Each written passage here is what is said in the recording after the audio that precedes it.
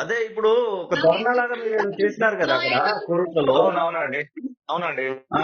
ఏమైనా రెస్పాన్స్ ఉందా పోలీసుల నుంచి లేదని?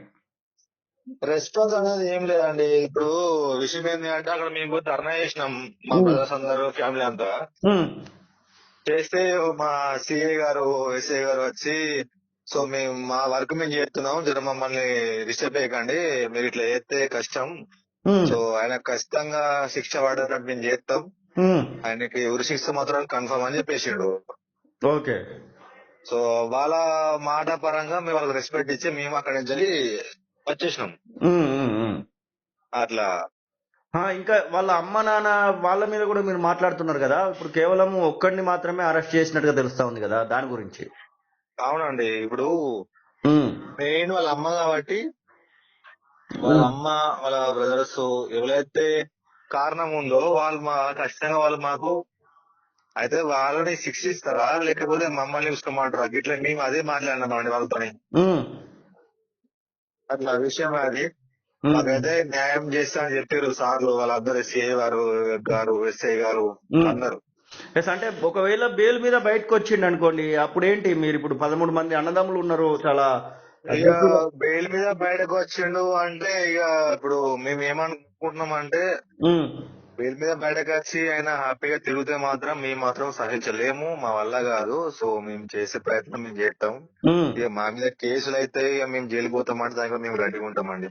ఉమ్, ఉమ్, ఉమ్, ఉమ్. ఇక మా అన్నదమ్ములు అందరు కలిసి మీ అందరం 13 మంది అన్నదమ్ములు జైలుకైనా మంచిదే బరాబర్. ఎస్, అంటే మీరు మామూలుగా ఒక ఆడియో రిలీజ్ అయింది, ఆ ఆడియోలో మీ చెల్లిని వాళ్ళ ఇప్పుడు అత్త ఎవరైతే నిందితుడు ఉన్నారో నిందితుని తల్లి తిడతా ఉంది. ఆ, అవును. దానికి సంబంధించినటువంటి విషయంలో మరి ఆవిడని అరెస్ట్ చేయడానికి ఏమైనా మీరు కోరారా పోలీసుల్ని ఏంటి అసలు? అవును, ఉమ్, కన్ఫర్మ్ గా ఊరామండి. ఇప్పుడు ఫస్ట్ ఆఫ్ ఆల్ ఏంటంటే వాళ్ళ అమ్మని అరెస్ట్ చేస్తేనే ఇప్పుడు ఎవరైనా ఉమ్. తల్లి మాట వింటారు కొడుకులు. అవును. ఈ కొడుకు అనే తల్లి మాట ఈయనే ఇంత దారుణంగా హత్యకు గురైండు. ఉమ్, అది చేయడం జరిగింది. అప్పుడు మా అలాంటి పాపం చేసినోడు అది ఎక్కడో జైలుకి తీసుకపోయారంట, కరీంనగర్ ఏదో అంట. మరి అంత మాకు వాళ్ళు చెప్తలేరు. ఆయన మరి రిమాండ్ లో ఉన్నాడా లేకపోతే జైలుకి తీసుకెళ్ళా, నాకు అసలు మాకు ఏది.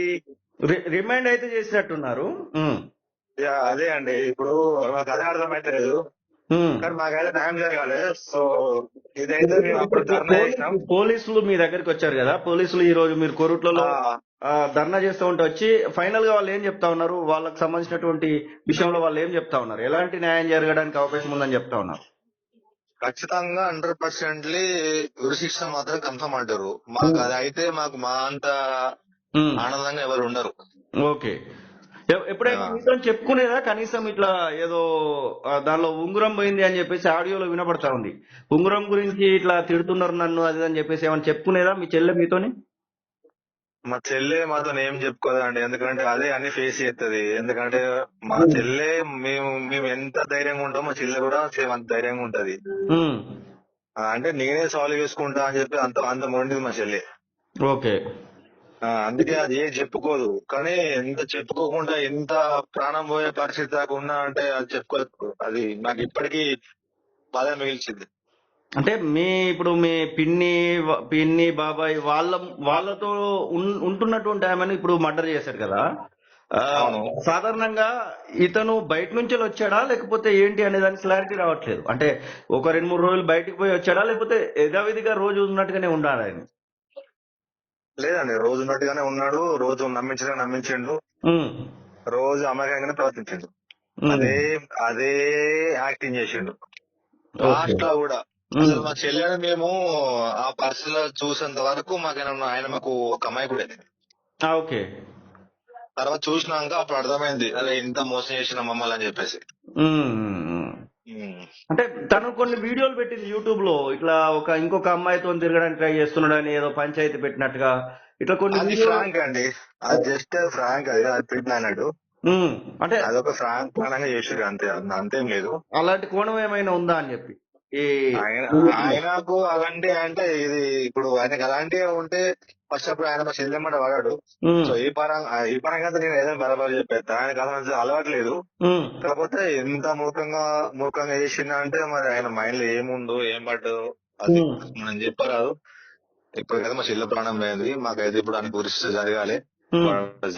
వాడు ఉరిశిక్ష పడి చనిపోతేనే మేము జర హ్యాపీ ఉంటాం. ఫైనల్ గా తను ఇప్పుడు గర్భవతి అని చెప్పేసి కూడా అంటా ఉన్నారు. అది క్లారిటీ అవునండి, అవునండి. ఆమె 5 months ప్రెగ్నెంట్. ఆల్రెడీ మన హాస్పిటల్ కూడా ఆల్రెడీ గర్భాన్ని కూడా తీసిరు వాళ్ళు. ఓకే. వాళ్ళు మా చెల్లె స్టమక్ ఏదైతే ఉందో కడుపుని చీరి మరి తీసిరు గర్భాన్ని. ఓకే. తీసేసి అంతే వాళ్ళు కూడా ఉంటాయి కదా, ఇప్పుడు ఈమె నిజమా అబద్ధమా అని చెప్పేసి వాళ్ళు పోస్ట్ మార్టం అవుతారు కదా, అవును అవును. అట్లా తీసిరు చూసిరు, అంత కన్ఫర్మే. అంతే ఉమ్. ఆ చిన్న పసిపాప అండి, అది అంత కడుపులో ఉన్న అసలు ఎట్లా అనిపించింది మనకి ఇచ్చి. ఓకే బ్రదర్, చేస్తాను. ఓకే, థ్యాంక్ యూ అండి. అసలైన తొలి వెలుగు. ఫాలో వాట్సాప్ @తొలి వెలుగు official.